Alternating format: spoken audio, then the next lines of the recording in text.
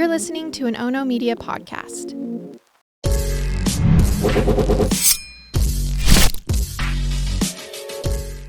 Good morning, and thanks for joining me for Rise and Crime, your morning caffeine hit all about crime. I'm Mama Jules, and I'm going to bring you this quick story at the beginning of today's podcast because I've seen some seriously bizarre and dangerous activity on public transit lately. So, allow me to tell you a story about one of the times I used the subway in New York City. This was 9 years ago, and I had taken my daughters, Peyton and Marley, to New York for their very first visit there. I had been several times before, and I'd used the subway system to make my way around Manhattan because, you guys, it's simple, it's fast, it's convenient. It's really a quick way to get around the city. Well, on this trip, we were trying to get off at a stop, and I exited the subway car first, totally expecting Marley and Peyton to be right behind me. But a nanny with a double stroller exited after me, which delayed my girls, and it also meant that the subway doors closed with me on the platform and them in the car. So I put my hand up on the glass of the door and I yelled, "Get off at the next stop and wait for me. I'll find you." Peyton told me later that the remaining riders on the subway car let out a collective "Aw" when they realized what had just happened. But all was well. They got off at the next stop and I caught the next train headed in that direction, and they were alone for about 5 minutes. They were like roughly 17 and 15 years old at the time. But I tell you this story to say that the riders on the subway were so great with them, chatting and telling them the next stop was close and that they really shouldn't worry and that the trains ran frequently, so it wouldn't be a long time before I caught up. But recently, whether it's hyper reporting or whether it's really just changing out there, it seems public transit is experiencing a measurable increase in crime, which leads us to the story that happened Sunday night. 45-year-old Richard Henderson of Crown Heights and his buddy Anthony Williams were returning from a football party. They had just watched the Packers wallop the Cowboys. I'm sorry, Dallas fans. And they were truly just living life, having a great time. But while he was riding the subway in NYC, a man entered the train with speakers playing loud music. Anthony told authorities that a scuffle broke out between the loudspeaker guy and another subway rider. Richard jumped up and he tried to intervene. And that's when the loudspeaker guy pulled a gun and shot Richard in the back and in the shoulder. Anthony said that all Richard was trying to do was to calm the situation. He also said after shooting Richard, he turned the gun on Anthony, but the bullet missed and went through the door. That's when the car emptied and Anthony was left holding his mortally wounded friend. No one is yet to be arrested in the murder, and the other half of the scuffle, the other guy, well, he fled also, and as of this recording, police have yet to find him. Now, Richard was a caregiver. He had worked for more than 10 years as a crossing guard at a private school in Chelsea, and his brother said that his entire life, Richard just helped people. He even died trying to help people. His son said that Richard was a peacemaker, and that on that night, on the subway, he was just trying to restore peace between two people. And I think we sometimes hear these kind of stories following tragic death. You know, like the joke is the person lit up the room, right? Well, I think it's true here because in just 4 hours of his GoFundMe campaign being online, donations had topped over $12,000, mostly from families who had been touched by the service that he had provided for school children every day. So big hugs, prayers, and love to Richard's family. And I hope justice can prevail in this case. And how about this update to a decades-old case involving an airplane hijacking and a mysterious parachuter? It's November 24th, 1971 in Portland, and most people were getting ready to celebrate the Thanksgiving holiday. But one well-dressed man carrying a black briefcase walked up to the Northwest Orient Airlines at the Portland International Airport and purchased a ticket to Seattle-Tacoma Airport. Now, that's just a quick flight north, roughly about 30 minutes. And the man, who is wearing a dark business suit, is flying alone. This was 53 years ago, and air travel was very, very different. I remember a time when I was a young girl greeting my brother at the gate when he was returning from Europe. And that was more than a decade after this event that I'm telling you happened. At that time, there was no security. It was just me running up to him as he exited the tunnel. Well, when it came time for the man to pay the ticket agent, he handed the agent cash and simply gave his name as Dan Cooper. Well, this Mr. Cooper probably looked like several other travelers in the Portland airport that night. It was the early 70s. People wore suits to travel via the air. Dan Cooper was also wearing a black trench coat, a white shirt, and a thin black tie. He seemed to be in his mid-40s with darker hair and brown eyes. The only other identifying item was, along with the black briefcase, he was carrying a brown paper bag. When he boarded the Boeing 727, Mr. Cooper could choose any seat available, and he picked the last row, seat 18E, and he ordered a bourbon and 7-Up from flight attendant Florence Schaffner. When the flight took off, Florence was seated in the jump seat at the rear of the plane. Mr. Cooper turned partially around and handed Florence a note. She wrongly assumed it was the passenger's phone number, thinking maybe he was some lonely businessman searching for companionship. So she just slipped the note into her bag without reading it. Undeterred, Mr. Cooper turned partially around again and says to Florence, "Miss, you'd better look at that note. I have a bomb." Florence hesitantly retrieved the note and found written on the inside this phrase, "Miss, I have a bomb in my briefcase, and I want you to sit by me." Well, Florence stood. Then she sat back down next to Mr. Cooper and gave him back the note he had written. In a hushed voice, she asked to see the bomb. Mr. Cooper opened his briefcase to reveal 2 rows of 4 red tubes with attached wires, which, understandably, Florence believed to be dynamite. I mean, if we were to draw dynamite, we would probably grab a red marker, make a cylinder shape, and add a fuse. Well, under Mr. Cooper's instructions, Florence writes a note that demands $200,000 in a knapsack.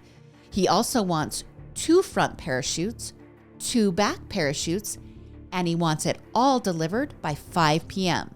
Okay, that was a significant amount of money in 1971, about $1.5 million in today's value.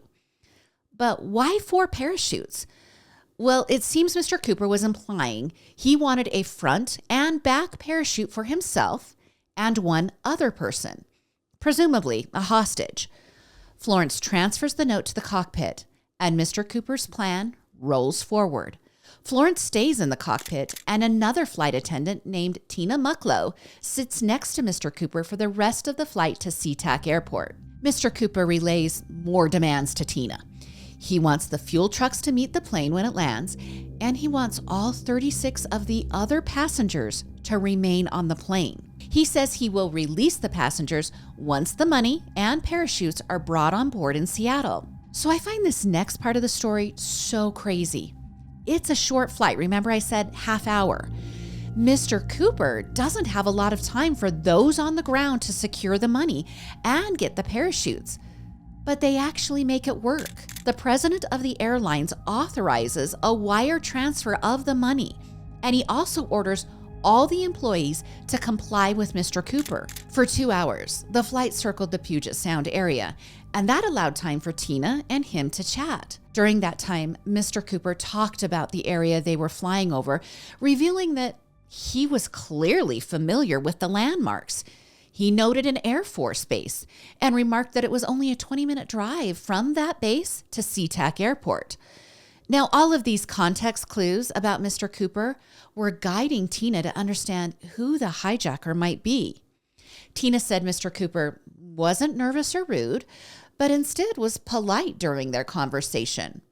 Once she felt somewhat comfortable with Mr. Cooper, Tina asked why he had chosen Northwest Airlines for his hijacking. He replied that he didn't necessarily have a grudge against Northwest Airlines, but that he just had a grudge. When Tina asked him where he lived, Mr. Cooper did finally show some agitation, and he refused to answer. He then offered her a cigarette, and she replied that she had quit, but she took the cigarette anyway.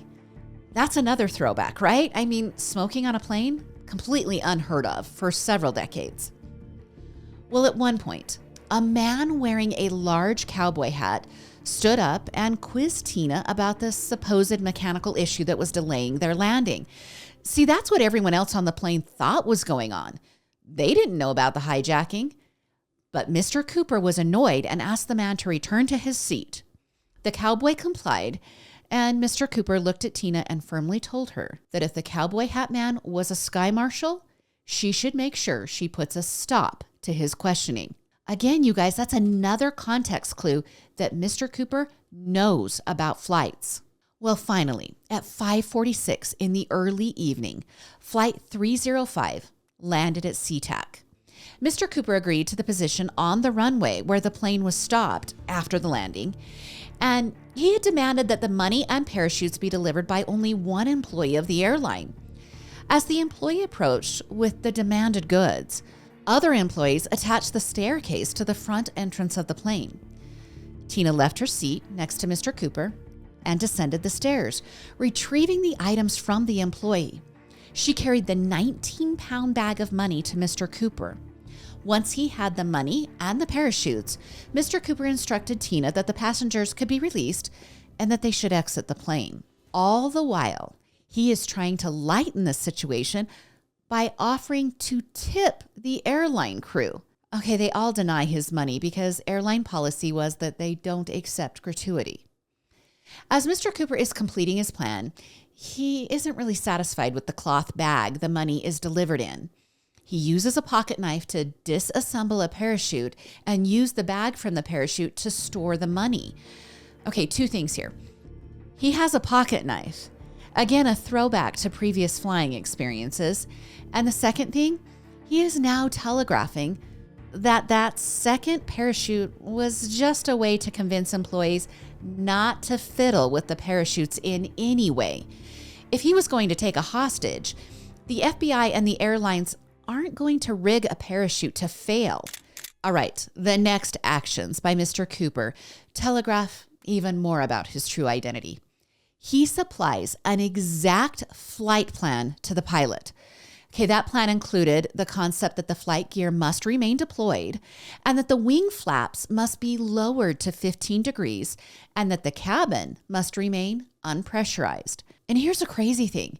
He also demanded that the rear door to the airplane be opened and the smaller staircase be able to be lowered through the whole next leg of the flight. Okay, of course, airline employees said this was unsafe, but Mr. Cooper demanded that they take off this way. Well, 2 Air Force jets were scrambled and remained a safe and pretty significant distance from the Boeing plane that is now back in the air. Most of the time, Tina is right next to Mr. Cooper's side. But once in the air, he told Tina, who was getting pretty scared and nervous at this point, well, he said, go to the cockpit and don't come back. She begged him to disarm the bomb if he was going to jump from the plane. He agreed to either take it with him or disarm it. All of this as he is tying the money bag around his waist. When the flight was nearing Portland, Mr. Cooper completely deployed the rear stairs, which made the flight pitch upward. And the crew, who are all in the cockpit, are unsure if Mr. Cooper jumped from the plane. So they just continue flying to Reno, where they had scheduled to land and refuel. Upon landing there, the FBI boarded the plane and searched for Mr. Cooper. He was gone, and the flight was cleared of any pending danger. And the investigation kicked into high gear. Dozens of latent prints were recovered. Mr. Cooper's black clip-on tie was left on the seat, and that was recovered. Cigarette butts were recovered. And of course, the damaged parachute and the other unused parachute were found. Trying to tie the name Dan Cooper to a real-life hijacker, the FBI goes on and speaks with a man by that name in Portland, but he isn't their guy. Unfortunately, a Wire reporter picks up on the questioning of the man whose initials are DK, D.B. Cooper, and runs with the name, printing it in a story that is republished by multiple media outlets. And that is how D.B. Cooper was born, the name given to the man who supposedly successfully hijacked a plane and parachuted to the ground with $200,000 and then disappeared forever. Maybe. The FBI search was exhaustive. They studied the flight pattern. They threw a 200-pound dummy parachuter out a similar plane, just trying to determine where DB would have landed. They searched the ground. They searched by air. They knocked on farmhouse doors near where they thought he might have landed, but they had no luck. They even searched lakes in the area, but no items or DB were found.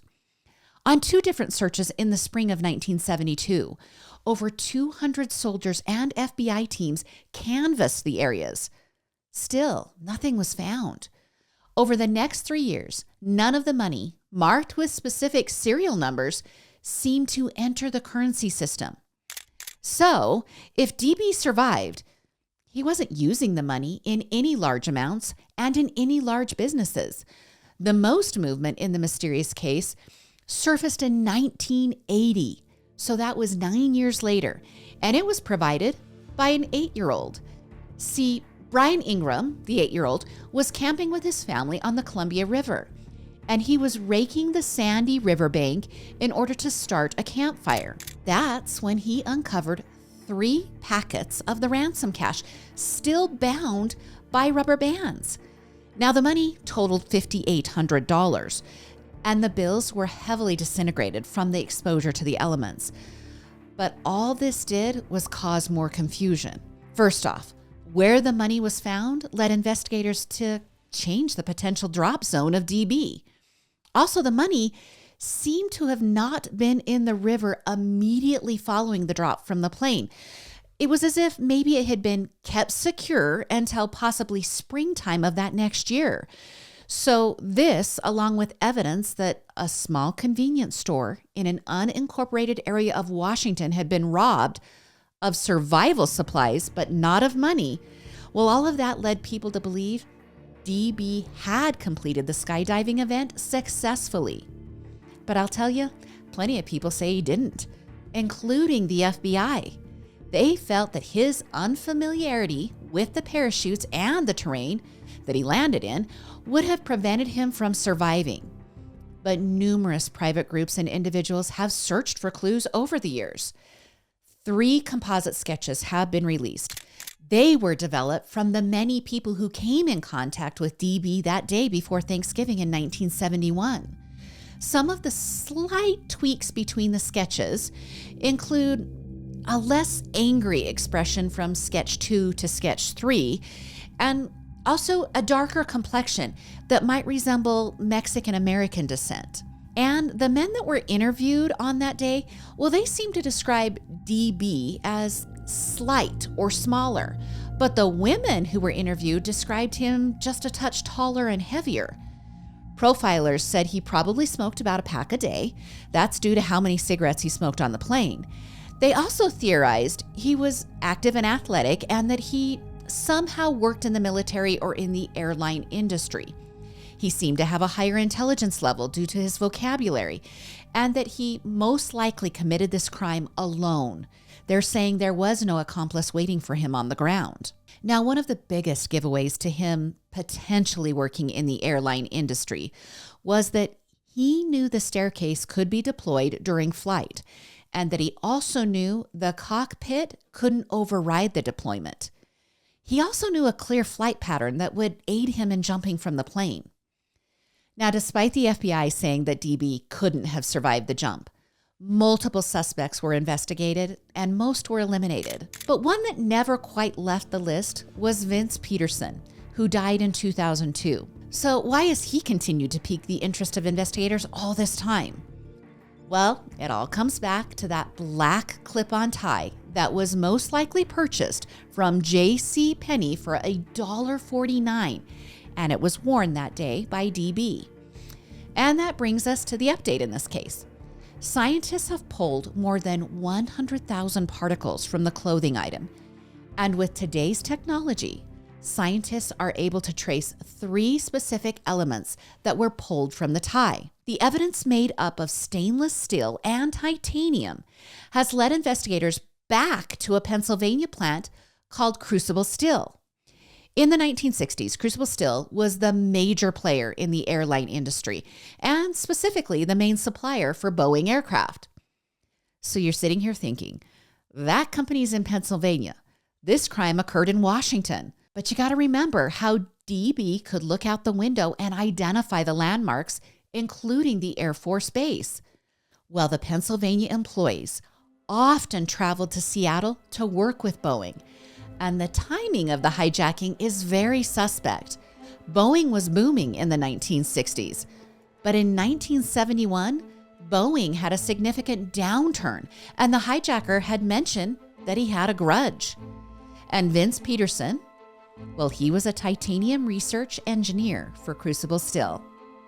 Investigators say that they can place him in Seattle multiple times and that his ties to Boeing are compelling. So I bring you this update for a couple of reasons. It truly is the only successful hijacking in American history. And success is relative because he had to have survived for it to be successful, right? Also, researching this case, Vince does seem like a viable suspect, but quite honestly, so do other men. But even more compelling for me is that science has become so refined that a speck on a tie from 1971 can yield the identification of steel manufactured nearly 3,000 miles from the hijacking location. Okay, I do feel like there is a gaping hole in this story, and I need to answer it for you. What about familial DNA off the cigarettes that DB smoked while on the plane? Well, investigators have now solved multiple cases, most notably the Golden State Killer from California with familial DNA. Well, those cigarettes are missing, presumably destroyed because they didn't seem to be offering any help in the case. Private investigator and researcher Eric Eulis is confident this case will be solved in 2024. He has been instrumental in conducting the research of the evidence that remain from this decades-old mystery. Information on Vince Peterson? Well, that's elusive. So is information on Florence, the first flight attendant to converse with DB. But that second flight attendant, Tina, well, she's given interviews in the last few years. She said most of the crew just wanted to move on with life and not be defined by that night in 1971. If you want more information on this mystery, HBO produced a documentary called The Mystery of DB Cooper, and that was released in 2020. I'll be watching for updates to the potential identification of the hijacker. If 2024 is the year, the identity of DB has remained hidden for 53 years. And lastly today, this quick update on Rex Heuermann. That's the man accused of killing 3 women in the Gilgo Beach area of New York. Well, he's now been charged with a 4th murder. Maureen Brainerd Barnes vanished in 2007 while she was working as an escort, and her remains were found in the same area as Melissa Barthelemy, Megan Waterman, and Amberlynn Costello. Those are the 3 murders that Heuermann is currently charged with. Well, on Tuesday, it was announced that a grand jury has indicted Heuermann for 2nd-degree murder of Maureen on or about the date of July 9th, 2007. Police believe that Maureen, being found in burlap, just like the other 3 women, and disappearing like the other 3 women, and also working as an escort like the other victims, shows enough evidence that Heuermann can be accused. And another significant finding was that Heuermann's estranged wife and 2 children were out of the state when the murder of Maureen happened. This also is similar to the other murders that Heuermann is accused of committing. Now, the state contends that this allowed Heuermann to have unrestricted time and responsibilities during the window of the deaths of the 4 women. A search of the defendant's house turned up a violent pornographic material and 2 hidden cell phones that police allege Heuermann used to solicit sex workers. For the additional charge, Heuermann pled not guilty, just like the other charges. His attorney, Michael Brown, said his client has maintained his innocence from day one and that he's looking forward to fighting the charges. Huerman's next court appearance will be on February 6th. He has remained incarcerated in the Suffolk County Jail since his arrest. Well, you guys, that's your Thursday episode of Rise in Crime. Thanks for all the support on the various platforms, and let me know what you think of these cases. If you love what you're hearing, please give Rise in Crime a like or a follow, and please tell a friend and subscribe while you're at it. Join me again on Monday for more morning crime news. I'm Mama Jules, and keep safe out there.